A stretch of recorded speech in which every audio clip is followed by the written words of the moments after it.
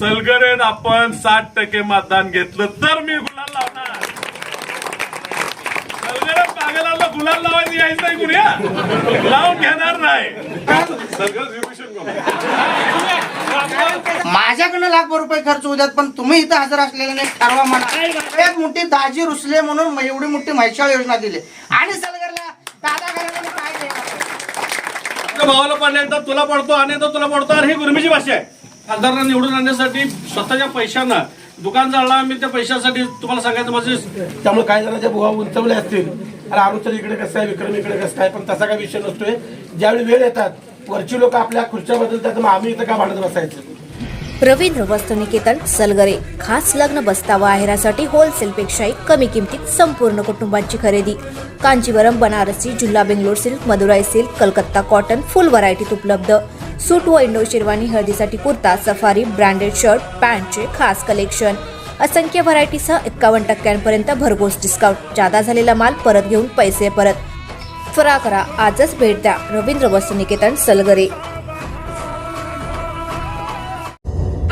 बातमीतील घटनेच्या वास्तविकतेची तुलना थेट पाहत रहा चांगली अपडेट. लोकसभा मतदारसंघातून विशालदादा पाटील व माजी पाटबंधारे मंत्री अजितराव घोरपडे सरकार यांनी मिरज पूर्व भागात झंझावती प्रचार दौरा केला. या दौऱ्यावेळी सलगरे येथे त्यांनी आक्रमक भूमिका मांडत सर्व मुद्द्यावर आपले मत व्यक्त केले. यावेळी स्थानिक राजकारण व उमेदवारी न मिळण्यामागील षडयंत्राचा उल्लेख त्यांनी स्पष्टपणे केला. सलगरे येथे आल्यानंतर सलगरेचे माजी उपसरपंच सुरेश बाबू कोळेकर यांनी त्यांचे जंगी स्वागत केले. त्याचप्रमाणे मागासवर्गीय समाजातील सर्वच नेत्यांनी एकत्र येत विशाल पाटील यांना जाहीर पाठिंबा दिला. सलगर येथील लॉजिस्टिक पार्कमधील मागासवर्गीय समाजाची जमीन बळकावण्याचा प्रयत्न झाल्याप्रकरणी नाराज गटाने संजय काका पाटील यांच्या विरोधात प्रचार करण्याचा निर्णय घेतला. यामध्ये सुरुवातीपासूनच भाजपचे समर्थक असलेले विक्रम बाप रमेश पाटील या भाजप गटांनीही काकांच्या विरोधात प्रचार करण्याचा निर्णय घेतला आहे. यामुळे सलगरेत भाजपला मोठा धक्का बसला आहे. यावेळी CR सांगलीकर समितीचे संचालक बापगोंडा पाटील, काँग्रेस कमिटीचे अध्यक्ष अण्णासाहेब कोरे, सुभाष तात्या खोत, सलगरेचे माजी उपसरपंच सुरेश कोळेकर, विक्रम कांबळे, रमेश पाटील, अरुण कांबळे, सहदेव कायपुरे, रणजित देसाई, सर्जेराव साबळे, प्रतीक पोद्दार, मकरंद चिखले, नवनाथ कांबळे आदी मान्यवर मोठ्या संख्येने उपस्थित होते. आपण बघतोय आता सगळे बोलतात की ठीक आहे यांनी त्रास दिला त्यांनी त्रास दिला वगैरे वगैरे जे चालू आहे. त्रास कोणाला देतात? ऐऱ्यागाड्याला कोण देत नाही. त्रास द्यायला पण तसं खमक्या माणूस लागतं त्याला त्रास देतात ना. त्यामुळे ते त्रासामुळे पण आपला बघा त्रासामुळे पण आपला पॉझिटिव्ह झाला. म्हणजे सकारात्मक काय घडलेलं आहे, विशाल दादा आता प्रत्येक घरोघरी पोहोचलेले आहे. ही पोहोचवण्याचे काम विरोधकांनी केलेलं आहे, आपण नाही, तुम्ही आणि आपण नाही केलेलं आहे. हा एक प्लस पॉईंट आहे. विशालदादांना निवडून आणण्यासाठी आपण गावातील सर्व गट तट विसरून आपण एकत्रित आलेलो आहोत. कारण कसं असतं की एकदा अन्याय भरपूर झाला किंवा जे आपण म्हणतो पापाचा घडा भरला की एक वेळ तो लवणनाच असतो.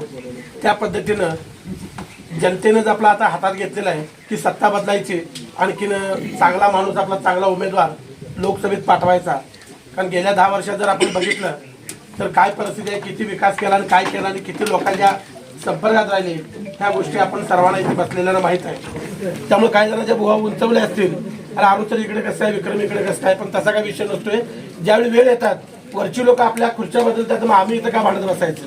खासदारांना निवडून आणण्यासाठी स्वतःच्या पैशानं दुकान जाळला मी त्या पैशासाठी तुम्हाला सांगायचं म्हणजे फर्निचर दुकान सरकार पैसे स्वतःच खर्चायचे. आज इकडे जायचं त्याला गाडी तयार करा, आज ह्यांना जेवण द्या, त्याला नाश्ता द्या, त्याला पाणी द्या.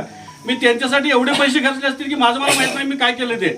परंतु परिस्थिती ज्यावेळी आमच्यापर्यंत आली, आमच्या चुलीपर्यंत आली, तर देखील आम्ही त्यांचंच गुणगान गायचं हे आता आमच्या रक्तात आलेलं नाही. संजय काकाचा प्रचार केला. आजही बघताना लोक म्हणत असतील की खासदार संध्याकाळी येणार आहे, त्यांचाही प्रचार त्यांचाही निरोप आलाय. मी त्याच वेळी त्यांना सांगितलंय की मी यावेळी फक्त विशालदादा जरी तुम्हाला एक गोष्ट सांगावीच वाटेल, जरी मी म्हटलं खासदारांचा प्रचार करावा किंवा संजय काकांचा प्रचार करावा, तर ही जी पुढं आहेत ना ती मला सांगते तूच घरात बसता आमचा आम्ही विशालदादांचा प्रचार करतो. भावाला पाडले एकदा तुला पडतो आणि तुला पडतो, आणि ही गुरमीची भाषा आहे. कळून चुकलं का तुमच्या अवकात काय आहे ते. समाजाच्या वतीनं समाजा समक्ष सगळा इथं आलेला आहे. मी एका समाजाबरोबर एका गावचं नेतृत्व आजपर्यंत करतोय. सरकार तुम्हालाही माहिती आहे मी 20 वर्ष काम केलं, सत्ता त्याच्या विरोधात निवडून आलोय. त्यासाठी मला काय करायला लागतं ते मला चांगलं माहिती आहे. मी तेवढा प्रयत्न नक्कीच करेन. लोकांना असे वाटत असेल की आम्ही दादांचा का प्रचार करायचा. प्रचार दादांचा आपण का करायचा या प्रश्नाचं एकच उत्तर आहे, ज्यावेळी सगळ्याच्या अस्तित्वाचा प्रश्न निर्माण होतो आणि ज्या वेळेला कॅपॅसिटीपेक्षा जास्त अन्याय सुरू त्यावेळी ऑटोमॅटिक लोक सरकार एकत्र येतात. पण माणूस हा भावनिक आणि एकनिष्ठ काय चटकं बसते ती सरदारदादांनी बघितलंय, पण लवकर कळत नाही. एकनिष्ठी चटकं ती विशालदादालाही आता बसलं. आणि लोकशाही जीवन ठेवायसाठी माणसाने विचारावर प्रेम केलं पाहिजे. त्या माणसाचा विचार ज्यावेळी बदलायला लागेल त्यावेळी त्याला रोखण्याची ताकद पाहिजे. त्याही स्वभावाचा मी माणूस आहे. सांगली जिल्ह्यात दादांना शेवटपर्यंत वाटत होतं मी एवढा निष्ठावंत, मी प्रामाणिक आहे, माझ्यावर अन्याय होणार नाही, मला न्याय मिळेल. पण सरकार एकदा लागलेली सवय बंड झाल्याशिवाय थांबत नाही. कारण प्रत्येक वेळी प्रत्येकाला वाटतंय की मी करायला बरोबर आहे, क्रूर गरीब असावं पण गुलाम कधी नसावा. माणूस जन्माला एकदाच येतो. अभिमानांची तुम्ही उभा राहिलाय ना, आजीची कार्यकर्ते ही मरूपर्यंत तुमच्यावर प्रेम करणारी माणसं तयार झाली. दादा घराण्यानं सलगरला काय दिलं नाही म्हणून मतदान टाकायचं नाही. दादा घराण्यानं सलगरला सरकार 3 वेळा आमदार दिले, एकदा उपसभापती अप्पल दिले, एकदा तानाजीला जिल्हा परिषद दिल्या, एकदा उपसभापती दिले, साखर कारखान्यात संचालक दिलं आणि दादा घराण्यानं सगळ्यात मोठी दाजी रुसले म्हणून एवढी मोठी म्हैसाळ योजना दिली. आणि सलगरला दादा घराण्यानं काय केलं? सलगरमध्ये दादा काय कोणी करू दे, आम्ही राजकारणात काम करताना तन मन धन प्रामाणिकपणे ज्याचा उपकार आहे ते आहे तर नाही तर नाही अशा भूमिका उठवल्या. सरकारने नुसतं सांगितलं इकडे टाकायचं आहे तरी 2000 लीड जाते. त्यामुळे माझी अपेक्षा या सलगरमधनं किमान 1000 लीड लोकांनी द्यावं. इथं बसलेल्या सगळ्याच लोकांनी सगळं मन मोठं करून दादागारांना आपल्या केलेला फार मोठा उपकार आहे. मला काय अपेक्षा नाही कोणाकडून, पण आमच्याकडनं जी मदत होईल, कुठल्या कार्यकर्त्याला मी ओपन सांगतो, कुठल्या कार्यकर्त्याला काय अडचण लागली, कुठं चहा पाणी लागलं, भडंग चिवडा लागला, ती माझ्याकडे पहिल्यापासूनच पद्धत आहे, कुठल्या नेत्याकडे जायची नाही. माझ्याकडनं लाखभर रुपये खर्च होऊ द्यात, पण तुम्ही इथं हजर असलेले नाही ठरवा म्हणा. प्रत्येक घरात जाऊन तुम्ही प्रयत्न करा. दादा घराण्याच्या उपकाराची परतफेड करायची हीच वेळ आहे. की ड्रायफ्रूट म्हणून जे काय प्रकार चाललाय, पण डॉक्टर बाबासाहेब आंबेडकरनं या दलित समाजाला 350 एकर जमीन दिल्या. आणि माझं एक मत आहे, त्यांची सोसायटी त्यांच्या अज्ञानामुळं, अडाणीपणामुळं, अशिक्षितपणामुळे जरी लिक्विडेशन मध्ये गेले असेल तर त्या सोसायटीला पुनरुज्जीवित करून जर शासनाला जमीन ती पाहिजेच असेल, ड्रायफ्रूट करणारच असतील तर त्या जमिनीचं सरकार योग्य मूल्य त्या समाजाला मिळालंच पाहिजे. या भूमिकेचा मी आहे. आणि तुम्हाला लोकसभेत गेल्यानंतर माझं पहिलं काम असेल सलगरचं एक, तर या 350 एकराची जमीन तर एक त्यांना अबाधित राहिली पाहिजे. नसल त्याचं व्हॅल्युएशन मूल्य दरानं आज राज्य लेवलला जे रस्ते चालू आहेत त्या दरानं त्यांचं मूल्य मिळवून त्यांचं कुठं ना कुठं पुनर्वसन तेवढ्या जमिनीत व्हायला पाहिजे. विलासराव जगताप हे प्रचार करणारी माणसं त्यांच्यापासून बाजूला गेले, त्यावेळेस निश्चितपणे विशालदादा तुमचा विजय आहे. इथे आपण जास्त बोलालोय कारण दादाच्या नातवाला काँग्रेस पक्षातनं बाहेर काढायचं असेल तर अशा व्यक्तीनं पहिला सही करावी ज्यांनी वसंतदादा घरापेक्षा जास्त काँग्रेससाठी काम केलं. मागच्या वर्षी उमेदवारी मिळाली, मी पडलेल्या दुसऱ्या दिवशी कामाला लागलो. तुमच्या गावात सुद्धा काँग्रेस पक्षासाठी लढलो. काँग्रेस पक्ष वाढला पाहिजे. तुमचा नेता इथं तिथं सारखं करणार तरी मी म्हणतो बाबा हायच काँग्रेस करतो, पण मी तुला बी धरतो. कारण पक्ष वाढला पाहिजे. आज जरा बापू जोरदार बोलले, ते बांध फुटला ना, धरणच फुटला. एवढं बोलतात मला माहितच नव्हतं. कधी बोलणार हे आम्हाला सगळ्यांना अवकाश लागला. तर हे सगळं ह्यांनी ठरवून केलं. तुम्ही सगळ्यांनी एवढं साथ दिली. थोडे दिवस आधी चर्चा होती, फोन करायचे दोघं चौघ. मी 1-2 दिवस फोन घ्यायचेच बंद केले. म्हणलं आता नको, आता डोकं काय. बायको आली, म्हटली उभारा लागते आपल्याला, उभारा लागते. तुला काय कळते आता, आले मला नाही, तुम्ही बंद केला, मलाच फोन यायला लागले. म्हणलं बघू आता चालू करू फोन, काय होते. म्हटलं फोन करायला चालू करू. असे 50-30-40 हजार लोकांना फोन केले. काय केलं पाहिजे, काय केलं. सगळे म्हणलं लढायचं माघार नाही. थोडं का आता एवढं लोक प्रेम कसं देतात. ही तरुण पोरं आज वसंतदादाच्या नातवावर अन्याय होतो म्हणा लागले. काय पुण्याही नशिबात आल्या माझ्या वसंतदादाच्या नातू म्हणून जन्माला. मी पण म्हणतो अन्याय झाला. पुन्हा मी विचार करतो, ह्या वसंतदादांच्या घरात मी जन्माला आलो, नातू म्हणून झालो. हा न्याय माझ्यावर देवाने केला आहे, ह्याच्याहून काय मोठा न्याय केला पाहिजे? कसला अन्याय? वसंतदादा नातू म्हणून मला जे काय मिळालं असेल, सुख समृद्धी, सगळ्या गाड्या घोडे, 4 माणसं मागे पुढे फिरतात, सगळ्यात महत्वाचं म्हणजे संपत्ती एवढी मोठी लोकांची कमवलेली वसंतदादांची मला इथे मिळाली. सगळं चांगलं मला मिळालंय. वसंतदादांचे 4 शत्रू मिळाले आणि माझी वाट खडतर झाली तर मी रडायचं का? भरताना सगळी भरली, आकाश, आनंदराव, बंडराव अशी नाव भरली, सगळी माझ्यावर. करता करता करता नाव गेलं माझं 17वा नंबर. मी मग सगळ्यांच्या मागे लागलोय, कोण काढते का बा, कोण काढते बा, कोण काढणार. सगळी भाजपच्या बरोबर भरले, ते भाजपचे उमेदवार माणसं बसले, अपक्ष त्याच्यावर भरले, मी यामध्ये एकटाच बसलोय. मी म्हटलं आता एवढं ना खाली कसं माणसं मत टाकणार, काय म्हणणार माझं. आता योगायोग बघा, 2 मशिनी आता लागणार. एका मशिनीत 16च नाव बसतात आणि माझं नाव गेलं 17व्या नंबर. त्यामुळे दुसऱ्या मशीनला मी आलो 1 नंबर. मला चोरा टाकतायत खाली, मला देव नेतोय वर. मी मागेल ते चिन्ह कोणतरी अपक्ष मागते. मला बी वैताग आला, काय कुणाला काय द्यायचं ते चिन्ह द्या. लोकांची जर खरोखर इच्छा असली विशाल पाटलांनी खासदार व्हावं तर हुडकून हुडकून मलाच मत देतील, हा माझा विश्वास आहे. काय द्यायचं? सुमन वहिनी मार्केट कमिटीच्या इलेक्शनला तिथं मतदान केंद्रावर गेल्यावर त्यांच्यावर दगडफेक करायचा प्रयत्न केला, अंगावर जायचा प्रयत्न केला. त्या एका शेजारच्या मंगल कार्यालयात गेले, आतनं त्यांनी बाहेरनं कुलूप लावलं आणि वरनं धो धो धो धो दगड मारून त्याला मारण्याचा प्रयत्न केला. ही असली प्रवृत्ती आपल्याला संपवायची आहे. बाळासाहेब आंबेडकरांचं झालं तेव्हा ते मला सांगितले, विशाल मागच्या वेळी तुमचा पराभव हा आमच्यामुळे झाला, आम्हाला मान्य आहे. ह्या वेळेला वसंत दादाच्या नातवाला निवडून आणण्याची जबाबदारी म्हणून पाठिंबा दिला. त्यांनी विचार केला नाही, अपक्षाला पाठिंबा देतो पण दिला. सगळं जुळून आलं, हे घडणार आहे.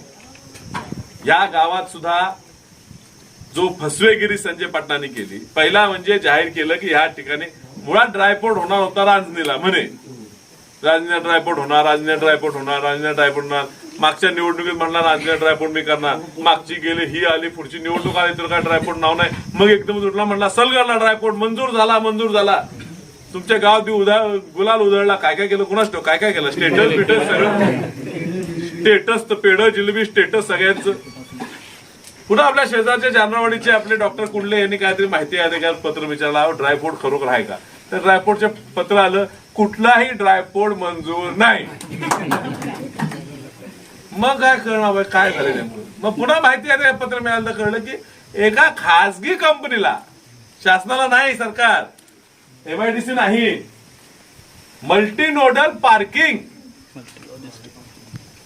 लॉजिस्टिक पार्किंग लॉट, म्हणजे हायवेला खूप गाड्या येतात, आधीमध्ये त्या ड्रायव्हर लोकांना थांबावं लागते, एकाचा माल दुसऱ्या गाडीत घालून पुढे जायला लागते. हे पार्किंग करण्यासाठी ह्या ठिकाणी प्रस्तावित आहे, मंजुरी नाही. पण ही जमीन फुकटात, ती खासगी, शासनाने मदत केली असेल त्या कंपनीला, पण खासगी कंपनीला मोफत जमीन द्यायचं कारण काय? जर ती व्यवसाय तुम्ही खासगी कंपनी स्थापन करून करताय तर त्यातनं नफा झाला पाहिजे. म्हणजे जमीन जर तुम्हाला घ्यायचीच होती तर पैसे मोजून घ्यायला हवी होती. प्रकल्प झाले तर हायवे झाला, प्रतीकदानच्या काळात मंजूर झाला हायवे, ते काय संजय गांधी केला नाही. ते हायवे मंजूर झाला, जे पैसे एकरी कोट 2-2 कोटी रुपये लोकांना मिळालेत का नाही मिळाले? साधा नक्की बघितलं तुम्ही. आणि तर 5-5, 10-10 एकर गरीबाच्या मागासवर्गीय समाजाच्या जमिनी फोकट द्यायच्या. काय चाललंय, काय किती अत्याचार करणार आहे सरकार? आटपाडी खानापूरचं काय चाललंय बघा. खानापूर तालुक्यात तर तुम्हाला सांगू प्रचंड नाराजी. सरकार, अनिल भाऊ बाबत त्या ठिकाणचे आमदार वारले, अनिल भाऊंनी विस्तारित टेंबू योजनेची मंजुरी आणली आणि त्यांचे जे वंचित गाव राहिली तिथं पाणी आणायचं मंजूर केला. आता अनिल भाऊ वारले, मी धनाला गेलो, दिवसभर होतो, दुसऱ्या दिवशी मातीला गेलो, तुम्ही पण आला असाल तर माती दिवशी श्रद्धांजली व्हायचा कार्यक्रम असतो. आता श्रद्धांजली आपण काय बोलतो, श्रद्धांजली बोलायची पद्धत असते, माणूस चांगला होता, खूप काम केला. मी बोललो ह्या तालुक्याला दुष्काळाचा कलंक पुसण्याचं काम प्रामाणिकपणे केलं. आता खासदार तिथं उठलाय आणि खासदार काय म्हटले, खासदार म्हटले माणूस चांगला होता. मी जी टेंबू योजना मंजूर केली त्यात माझ्यासोबत आला होता.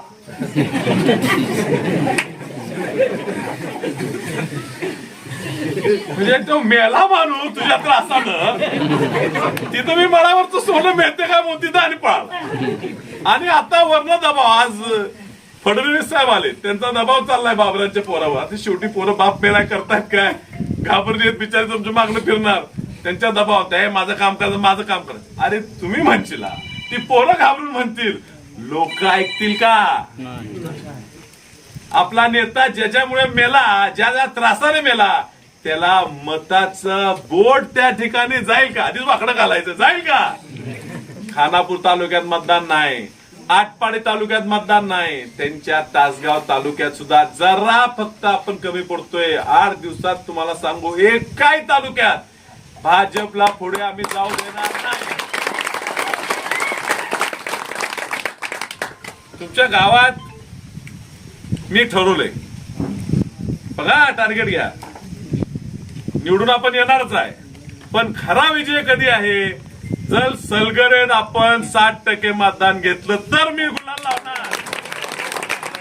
सलगरेत मागेला गुलाल लावायचं यायचं नाही, कुणी लावून घेणार नाही. काय करा, त्या वेळेला सलगरेत आपण चढत जाणार.